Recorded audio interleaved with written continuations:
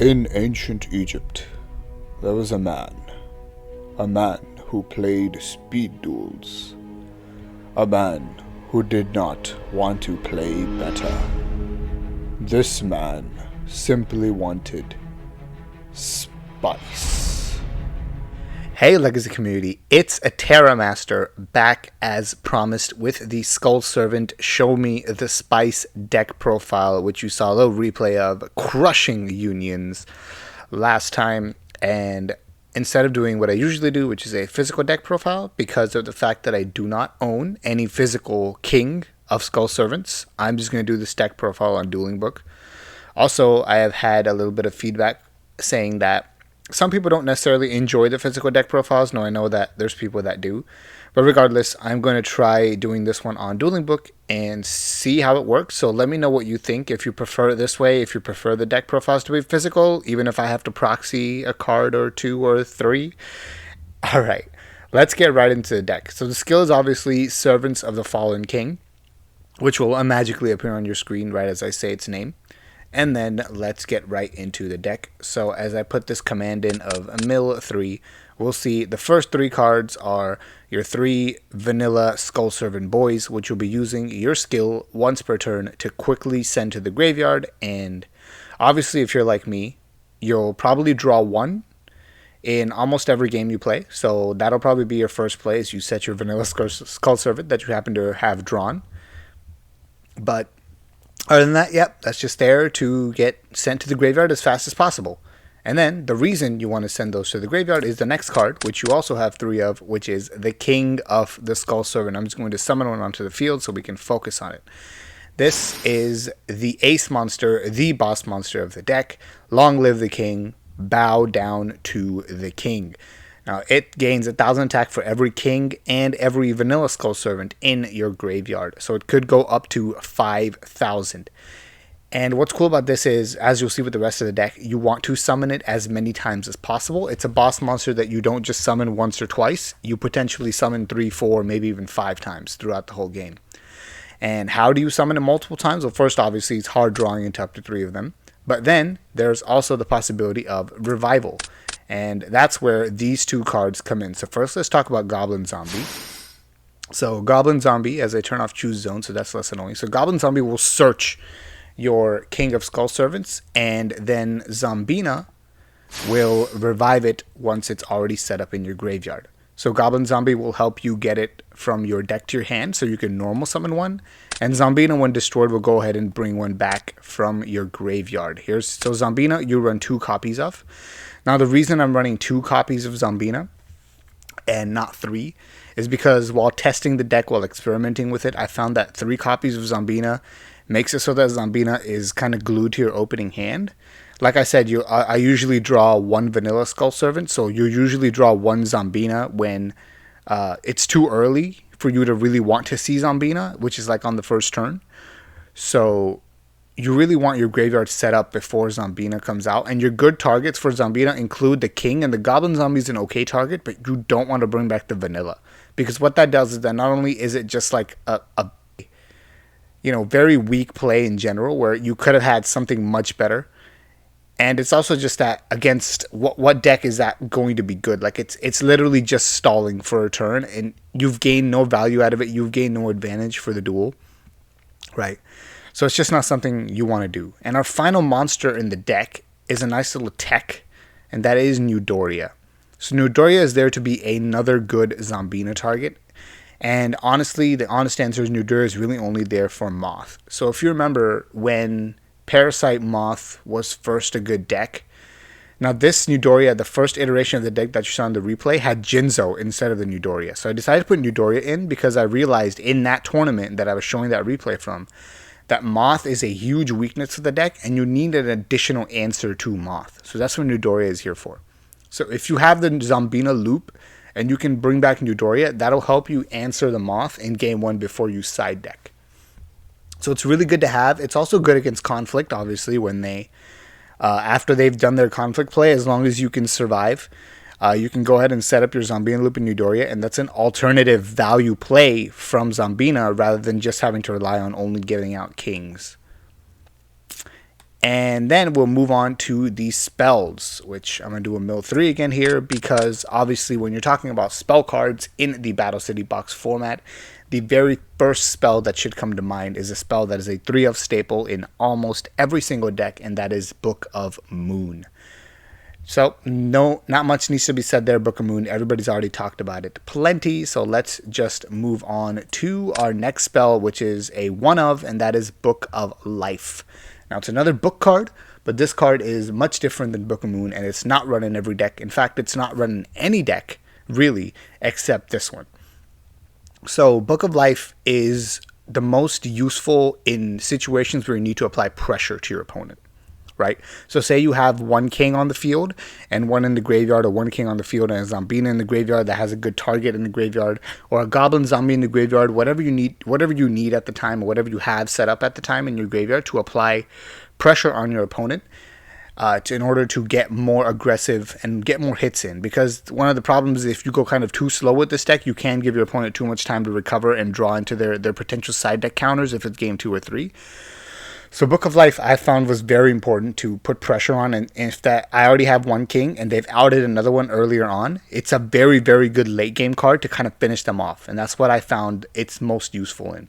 It's also extremely useful for situations like against unions, which is obviously you're already strong as unions, so it makes it even better. And that you can banish their materials before they ever have a chance to banish them from the graveyard for their own fusion. So that's Book of Life. One more spell, and that is Creature Swap. Now, Creature Swap works extremely well with a ton of the monsters in this deck, like you saw in the replay, kind of, in that you saw it used with Goblin Zombie. And speaking of the replay, now is a good time to say that the replay and the playlist for Show Me the Spice will both be in the description below in case you want to check that out. So, Creature Swap can be used with Goblin Zombie, and then you can kill it and you can search your king with their monster.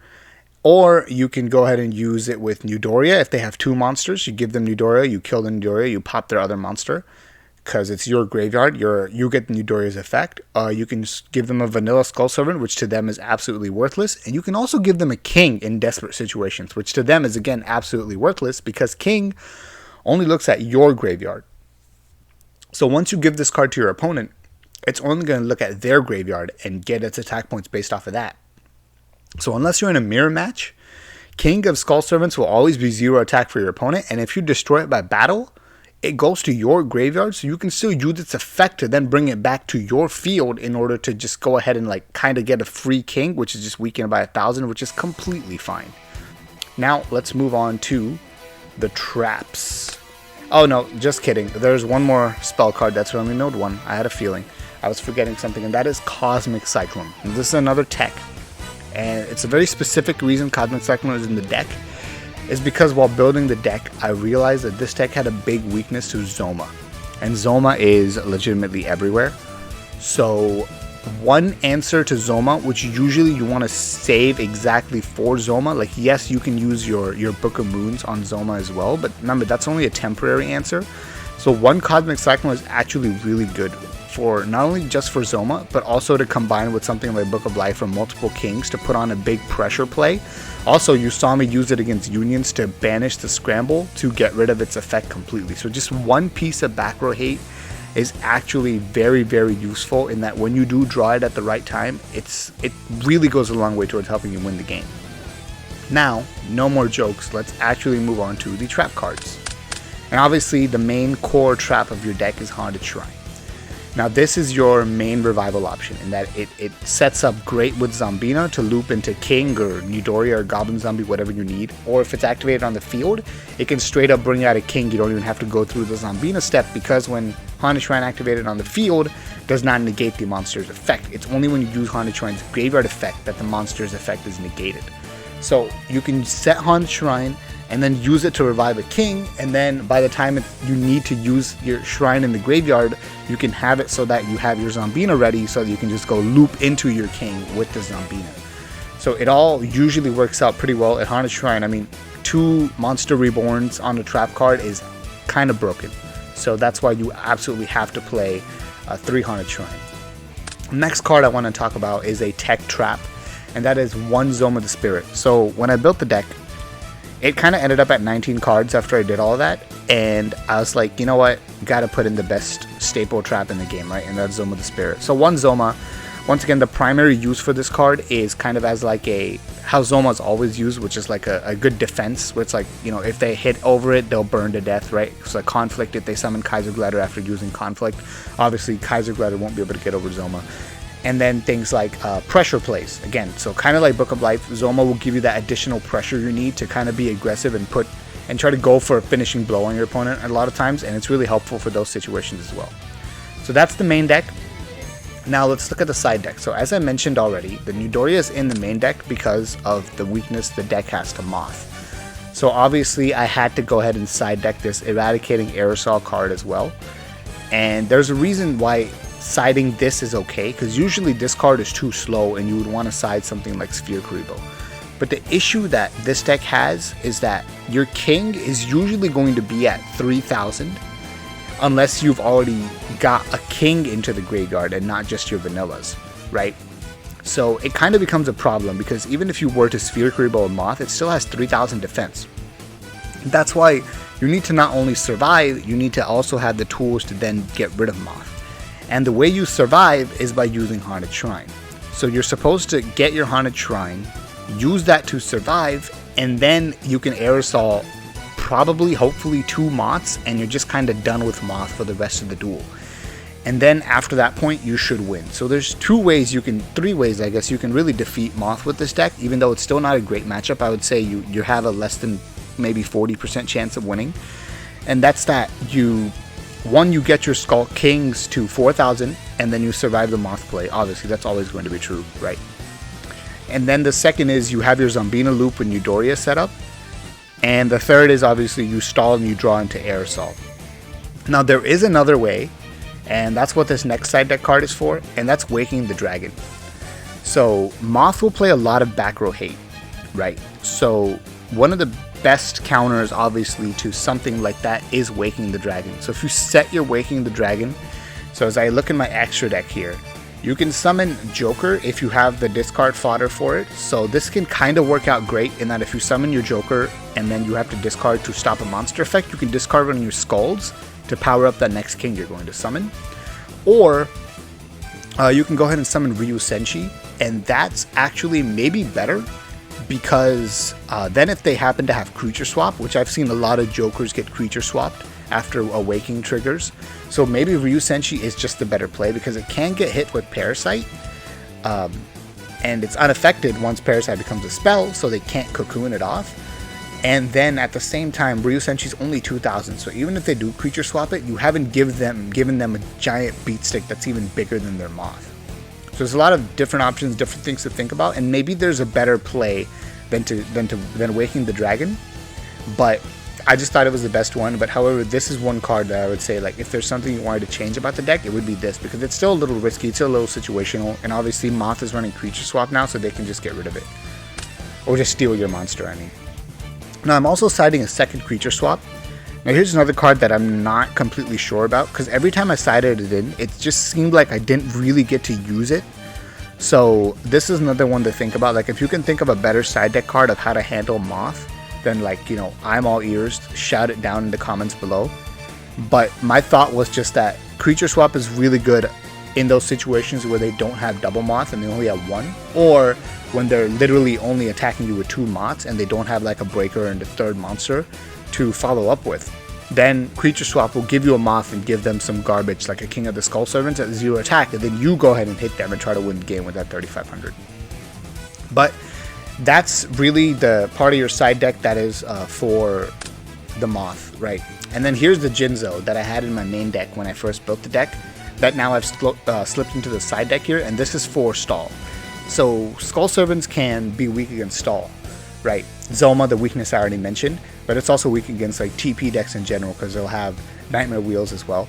And the Nightmare Wheel put on your king can kind of be bad, because this is kind of just like a beatdown deck. Once it gets set up, is that you summon your big monster and you attack. So a deck like that can really get stunned by those trap stun decks really hard. So having Jinzo on the side deck is actually really important, because not only does it allow you to tribute off some of your weaker monsters and get them off the field, it also allows you to have an additional counter to the Nightmare Wheels and the Zomas and things like that. So Jinzo is just like a really solid side deck card overall. And honestly, in any format where TP Burn is a deck, I would just say almost every deck that doesn't already main deck Jinzo should at least be siding Jinzo.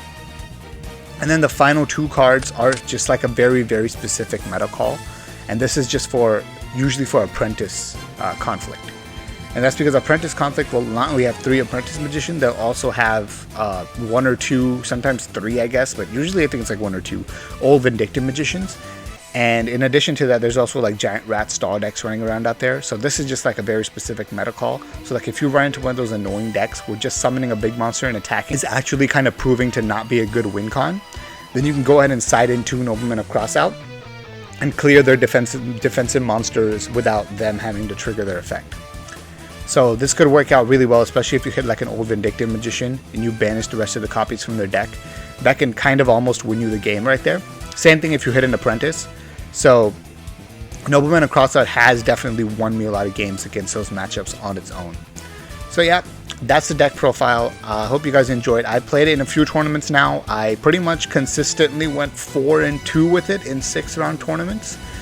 And that means I would top sometimes and sometimes I wouldn't. So obviously it's not a meta deck, but I think it's a very, very solid rogue deck that has a great matchup against Unions. But if Unions were more played, then this would be an amazing deck. However, it seems like Moth is back, so it is weak against that. But it does have a 50-50 chance, in my opinion, to beat Conflict. So it's got that going for it as well. Anyway, that's the deck. I'll see you guys in the next video. Until then, one more thing. Whoops. I do quickly want to mention that if you like this video, if you like this kind of content, if you like seeing non-meta decks and speed duels, I do want to quickly mention one thing that you should know, and that is that there's going to be a tournament that I'll link to in the Discord below, and that's going to be Judgment Duel Series number 6, and that's going to be the Battle City Box Speed Duel format with a custom ban list. Now, I was one of the people who helped create this ban list, so I think it's actually a very, very good balanced format, which is going to show off all the rogue decks that were previously paralyzed because of the meta decks that they were afraid of. So I'm going to link to the Discord below, in the description below, the Judgment Gaming Discord, where you can go and sign up for this tournament and check out the ban list for yourself. So now, for real, I'm done here, and Terra Master out.